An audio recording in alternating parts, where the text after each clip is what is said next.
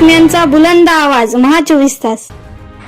नमस्कार, महा 24 तास न्यूजच्या बातमीपत्रामध्ये आपल्या सर्वांचं स्वागत आहे। बातमी येते नांदेडमधून। समाजसुधारकांनी महाराष्ट्राला दिलेल्या वारसाला काळीमा फासण्याचं काम काही समाजकंटक करत आहेत। खासदार चंद्रकांत हंडोरे ज्या महापुरुषांनी छत्रपती शिवाजी महाराज, महात्मा ज्योतिबा फुले, डॉक्टर बाबासाहेब आंबेडकर, शाहू महाराज या महापुरुषांनी या महाराष्ट्राला नव्हे तर संपूर्ण देशाला वैचारिक आणि सर्व धर्म समभावाचा आरसा दिला आहे।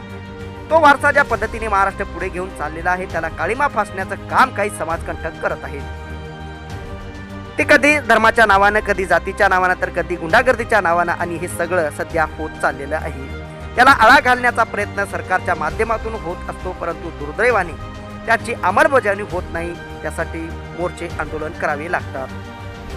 परभणी येथील सोमनाथ सूर्यवंशी सारखा अत्यंत तरुण कार्यकर्ता त्यांचा पोलिसांच्या मारहाणीत मृत्यू झाला। हे प्रकरण धसास लावण्यासाठी महाराष्ट्रभर आंदोलन करावे लागले।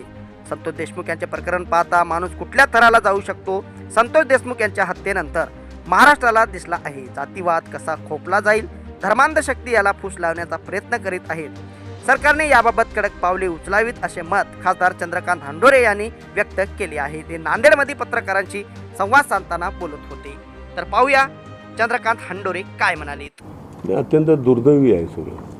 ज्या महापुरुषांनी छत्रपती शिवराय, महात्मा ज्योतिबा फुले, बाबासाहेब आंबेडकर, शाहूराजे या महापुरुषांनी या महाराष्ट्रालाच नव्हे देशाला एक वैचारिक आणि सर्व धर्म समभावाचा वारसा दिलेला आहे।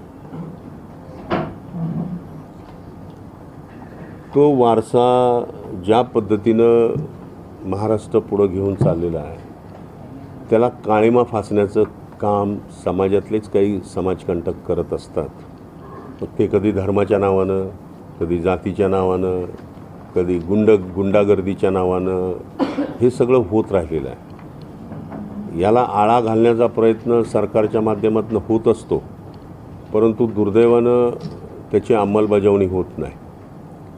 त्यासाठी मग मोर्चे आंदोलनं वगैरे करावे लागतात। सोमनाथ सूर्यवंशी सारखा अत्यंत तरुण कार्यकर्ता ज्याला पोलिसांच्या मारहाणीमुळे ज्याचा मृत्यू झाला ते प्रकरण धसास लावण्यासाठी महाराष्ट्रभर आंदोलनं झाली। आता हे संतोष देशमुखांचं प्रकरण बघा की म्हणजे माणसं कुठल्या थराला जाऊ शकतात हे संतोष देशमुख यांच्या हत्येनं महाराष्ट्राला दिसलेलं आहे।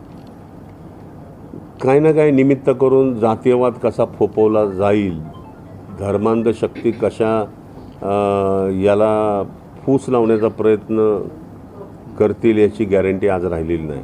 आणि म्हणून सरकारनं या बाबतीमध्ये कडक पावलं उचलावी आणि काम करावं।